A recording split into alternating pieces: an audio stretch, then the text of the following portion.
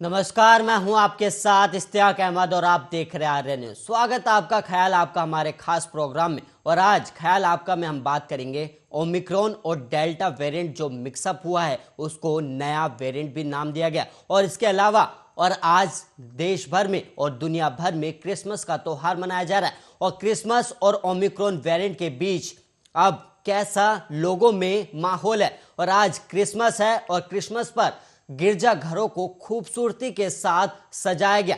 हालांकि इस बार कई राज्यों में कोरोना के नए वेरिएंट ओमिक्रॉन के खतरे को देखते हुए जश्न पर पाबंदी लगा दिए गए और सरकारें अलर्ट मोड में है। पर इन सब के बावजूद ओमिक्रॉन का खतरा बढ़ता जा रहा है और जरा सी लापरवाही भी भारी पड़ सकती है। और तेजी से बढ़ते ओमिक्रॉन संक्रमण के बीच विशेषज्ञों की चिंता भी बढ़ गई है। और साथ ही ओमिक्रॉन और डेल्टा वेरिएंट के साथ मिलकर सुपर वेरिएंट बनने की भी संभावना जताई जा रही। और वहीं आज ख्याल आपका में चर्चा करेंगे इसी पर कि क्या ओमिक्रॉन और डेल्टा वेरिएंट से मिक्सअप होकर क्या नया वेरिएंट खतरनाक वेरिएंट बन जाएगा। और वहीं इसी के साथ और वहीं आपको बता दें कि देश भर में ओमिक्रॉन के करीब 400 से ज्यादा मामले सामने आ चुके हैं। और इसके अलावा आपको बता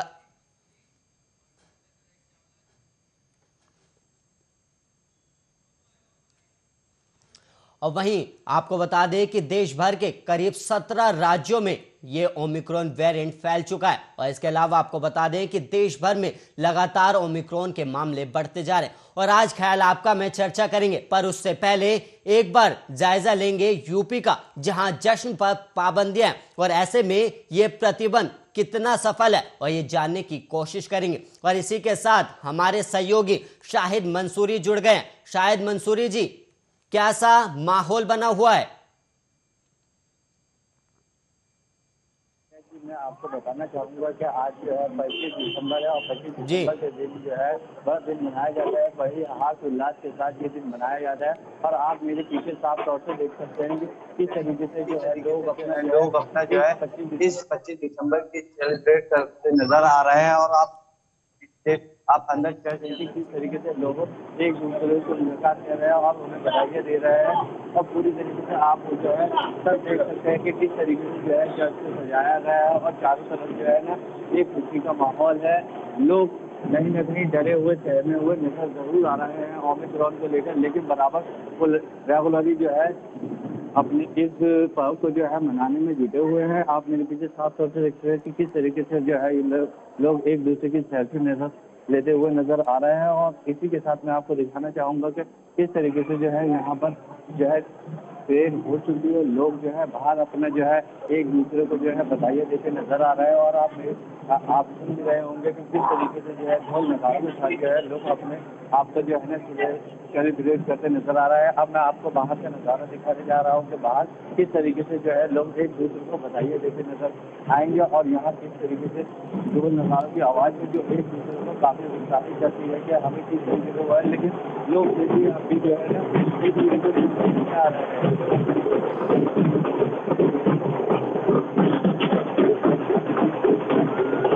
शाहिद मंसूरी जी, क्या लोग सतर्क हैं कोरोना को लेकर?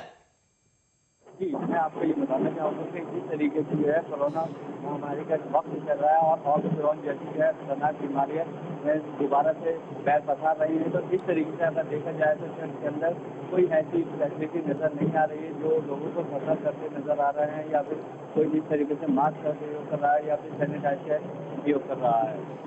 और गिरजाघर में कोरोना को रोकने के लिए कैसे इंतजाम किए गए हैं? क्योंकि आज क्रिसमस है और लोग प्रार्थना करने के लिए गिरजाघर में पहुंच रहे हैं, तो ऐसे में गिरजाघर के जो लोग हैं उन्होंने कैसे इंतजाम किए हुए हैं?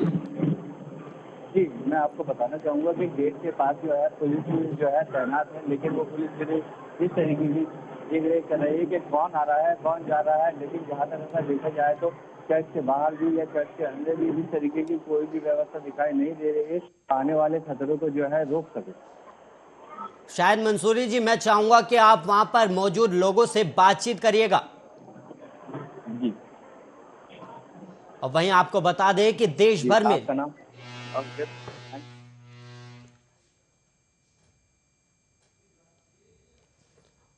जी शाहिद मंसूरी जी। केक कटिंग करेंगे। अच्छा, जिस तरीके से जो है ओमिक्रॉन का नया वेरिएंट आ रहा है, तो इसको देखते हुए आपने क्या सोचा था? बताइए। तो आता रहेगा, सरकार नहीं रोक पा रही, हम क्या रोकेंगे। शायद जी, आप मंसूरी देख जी सकते इनसे हैं कि पूछेगा जी कि अगर किसी को हानि होती है तो क्या उसका जिम्मेदार सरकार होगी या खुद लोग होंगे? जी जी जी, मैं अभी आपसे इसके बारे में मालूम करना चाहूँगा। ठीक है, आपका नाम? सैम।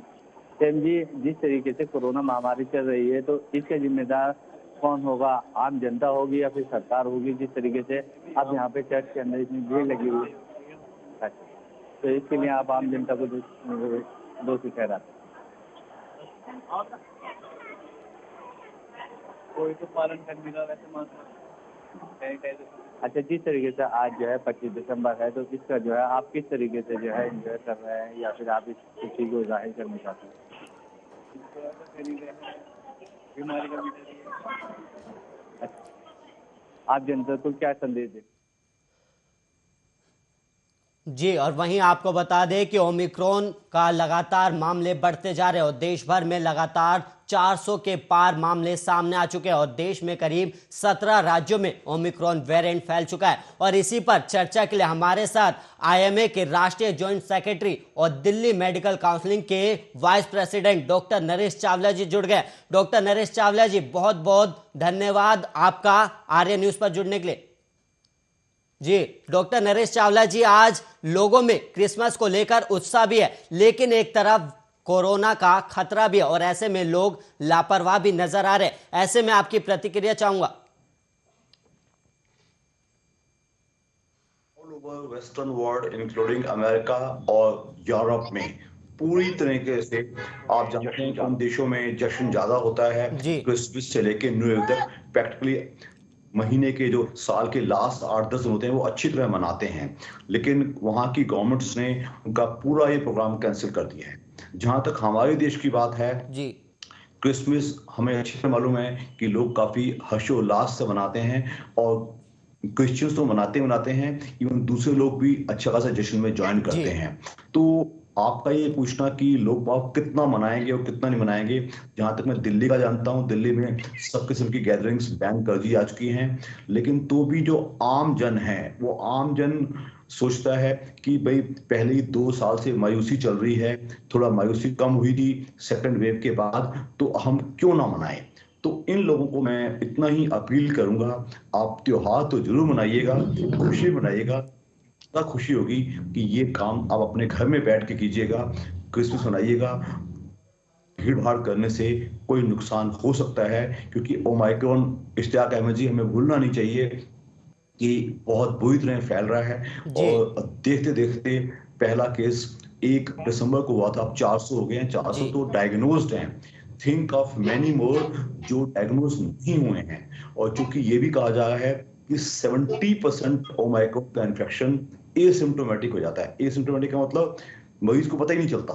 जी तो उस हिसाब से जैसा ही इस वायरस को डेल्टा के वायरस के मुकाबले में, डेल्टा प्लस वेरिएंट के मुकाबले में 5-6 गुना ज्यादा फैलने वाला माना जाता है, तो हमें डर है कि आने वाले दिन, हफ्ते, महीने थोड़े खराब हो सकते हैं। तो हम सबको मिल के कोशिश करनी चाहिए कि कोरोना अप्रोप्रिएट बिहेवियर फॉलो करें, घर से बाहर बिना मास्क के मत निकलें, और अगर कहीं जाना भी डॉक्टर है, नरेश चावला दूसरे जी। जन से मिलना भी है तो जी डॉक्टर नरेश चावला जी, हमारे सहयोगी शाहिद मंसूरी जुड़े हुए थे जो अभी गिरजाघर में गए हुए थे और वहां पर साफ दिखाई दे रहा था कि लोगों में कोरोना को लेकर कोई एहतियात नहीं है। लोगों ने मास्क नहीं लगा के, लोगों ने सोशल डिस्टेंसिंग नहीं बना रखी।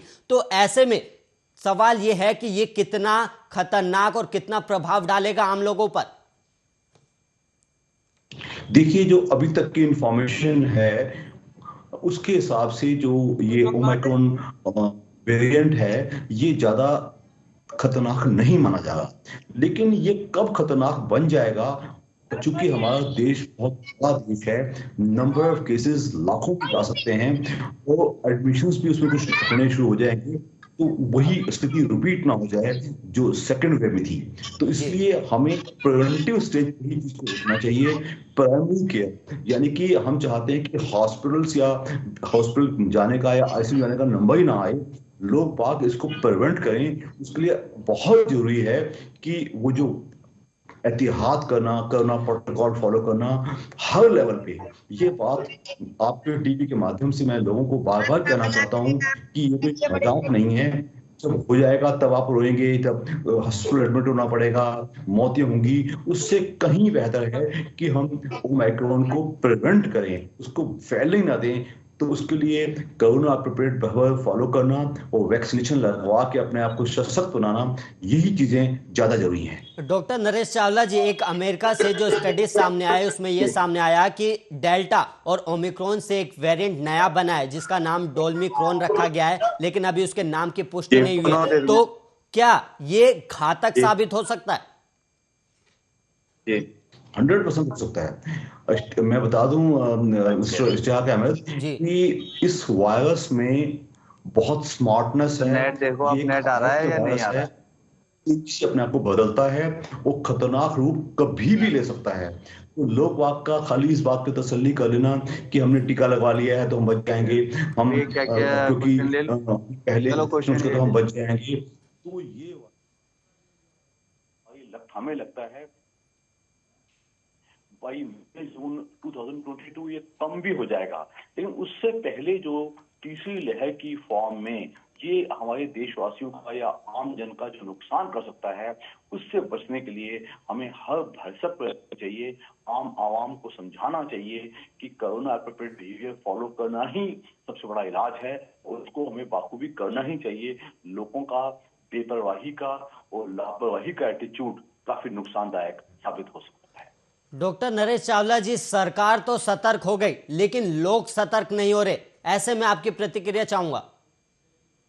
देखिए, उसके लिए सरकार वचनबद्ध है इस चीज के लिए कि बार बार पब्लिक नोटिस से और मैस मीडिया से लोगों को बार बार इत्तलाहात दी जाए, through television channels, through radio, through FM और थ्रू न्यूज़पेपर लोगों को बार बार बताया जाए कि, और प्लस इसके अलावा जो डिस्ट्रिक्ट एडमिनिस्ट्रेशंस हैं या बीट ऑफिसर्स हैं, इस किस्म की सख्ती तो कोई बुराई नहीं है।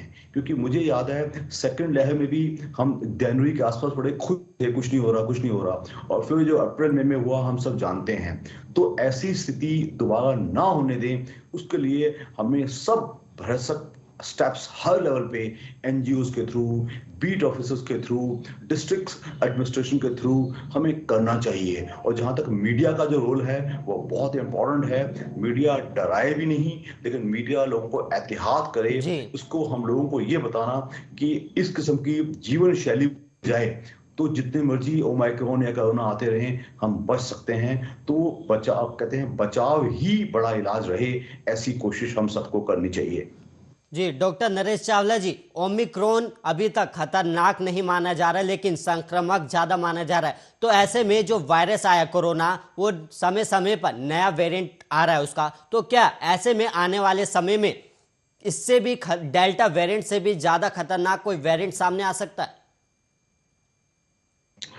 थियोरेटिकली यस, बट जहां तक हम जानते हैं, जो हमारा एक्सपीरियंस है अभी तक, इंसान की एक बार प्लेग का पेंडेमिक आया था और 1910 में स्पेनिश फ्लू का ये पेंडेमिक आया था। तो वो तकरीबन 2-2.5 साल में समाप्त हो गया था। तो हम सब समझते हैं जो अव्वली किस चल रही है, उसके बाद मामला शांत हो जाएगा। लेकिन इस बारे में दावे से कोई नहीं कह सकता। लेकिन हम जो कर सकते हैं कि हम वायरस को ग्रो मत करने दें, वायरस को फैलने मत दें, और वो करने का एक ही तरीका है कि हम एक दूसरे से अलग रहें, जो कोरोना जो अप्रोप्रिएट बिहेवियर फॉलो करें। तो वही एक तरीका है जिससे हम सब बच सकते हैं। डॉक्टर नरेश चावला जी, आज क्रिसमस है और लोगों में काफी उत्साह भी है, और कहीं ना कहीं सरकार और प्रशासन ने लोगों से घर पर रहकर मनाने की अपील की है, लेकिन लोग इस पाबंदी का पालन नहीं कर रहे। तो ऐसे में सवाल यह है कि क्या लोगों की लापरवाही आने वाले समय में घातक साबित हो सकती है? बिल्कुल हो सकती है। अच्छी तरह मुझे याद है कि जब जब जो आज से कुछ महीने पहले जब सेकेंड वेव खत्म भी हो गई थी और डर था कि थर्ड वेव ना आ जाए, तो अक्टूबर के आसपास जितने भी फंक्शंस थे, ये रामलीलाओं वाले फंक्शन और इवन ईद के फंक्शन, सब कैंसिल किए गए थे। तो हमारे हिसाब से अभी भी मेरी लोगों से अपील है कि इतना लाइटली मत लीजिए, इतना लापरवाही से मत पेश आइएगा। अपना त्योहार जरूर मनाइएगा, लेकिन घर की चार दीवारी में मनाइएगा। बाहर आके भीड़ भाड़ करना या बाजारों में या गिरजाघरों के आसपास काफी घातक हो सकता है। डॉक्टर नरेश चावला जी, अब आने वाले समय में 5 राज्यों में चुनाव है और कहीं ना कहीं 17 राज्यों में ओमिक्रॉन वेरिएंट ने दस्तक दे दी है, तो चुनाव ओमिक्रॉन पर कितना असर डालेगा? देखिए, इसमें कोई शक नहीं है। कल परसों ही शायद यूपी हाई कोर्ट ने खुलेआम निर्देश दिए हैं इलेक्शन कमीशन को और प्राइम मिनिस्टर ऑफिस को कि वो इलेक्शन को 2-1 महीने पोस्टपोन करने की कोशिश करें। उस पर फैसला अभी बाकी है, लेकिन सेम किस्म का रवैया हमें हर जगह पे अडॉप्ट करना पड़ेगा। It is a very important issue, इसको लाइटली न लिया जाए। मैं अपील करूंगा देश की सरकार को कि ऐसे फैसले जल्द किए जाएं, क्योंकि मोस्टली यूरोप में उन्होंने 15 जनवरी तक तो लॉकडाउन लगा दिए हैं। तो जब दूसरे मुल्क, इंग्लैंड में आपको पता होगा 1 लाख कोरोना के केस हो रहे हैं, वो 10-12 हजार ओमिक्रॉन के केस भी हैं। अगर वहां इतने हो सकते हैं तो हमारे देश में क्यों नहीं होंगे? टिल जब तक हम कोई ऐसा एहतियात ना बरतें जिससे कि हम बच पाए, जो मुझे नजर नहीं आ रहा है, तो मेरी आम जनता से, आम आवाम से यही है कि वो कोरोना प्रोटोकॉल्स जरूर फॉलो करें। डॉक्टर नरेश चावला जी, सरकार को ये भी अपील है जी, सरकार ने पाबंदियां तो लगा दी, त्योहारों पर पाबंदियां लगा दी, लेकिन सरकार ने चुनावी रैली पर कोई अपनी प्रतिक्रिया नहीं दी है। ऐसे में आपकी प्रतिक्रिया चाहूंगा। देखिए, मेरे विचार में हर किस्म की political religious gatherings, social gatherings बंद होनी चाहिए।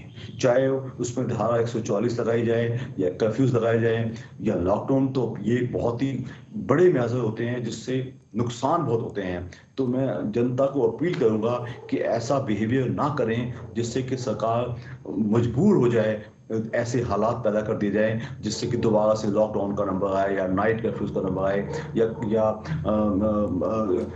शहर बंद करना पड़ जाए। तो आई थिंक ये सब हमारे हाथ में है। हमारा बिहेवियर ठीक होगा, कोरोना के केस कम होंगे, तो सरकार भी आश्वस्त हो जाएगी और ऐसे स्ट्रिक्ट मेजर्स नहीं करने पड़ेंगे।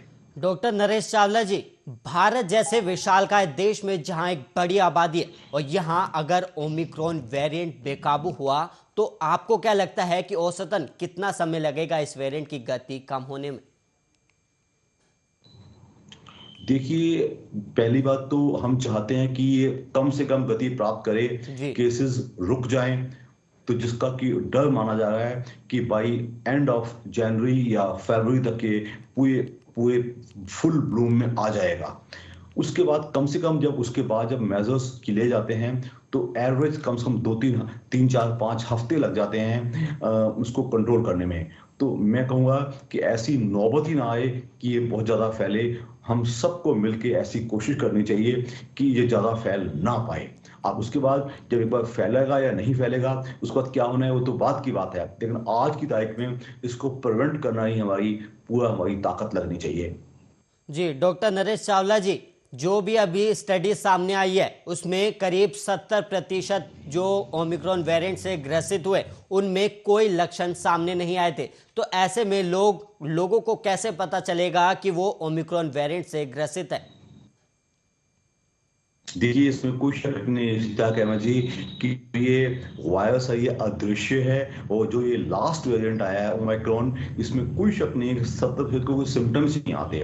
तो एक दूसरे से अलग रहना, बचाव करना, घर से बाहर ना निकलना, या घर से बाहर निकले तो मास्क पहनना और 2 गज की दूरी बनाए रखना, सोशल डिस्टेंसिंग करना, भीड़ में ना जाना, तो इसका तो यही इलाज है। आपका कहना पता चलेगा, इसमें कोई शक नहीं। पता चलाने के लिए तो सिर्फ अगर कोई भी शक के दायरे में आता है तो उसकी टेस्टिंग, ट्रेसिंग और ट्रीटमेंट किया जाता है। तो अभी तो मैं ये कहूँगा कि इसका नंबर ही ना आए, उससे पहले बहुत ही जरूरी है कि हम ऐसे हालात ही पैदा ना करें जिससे ये सब हो पाए।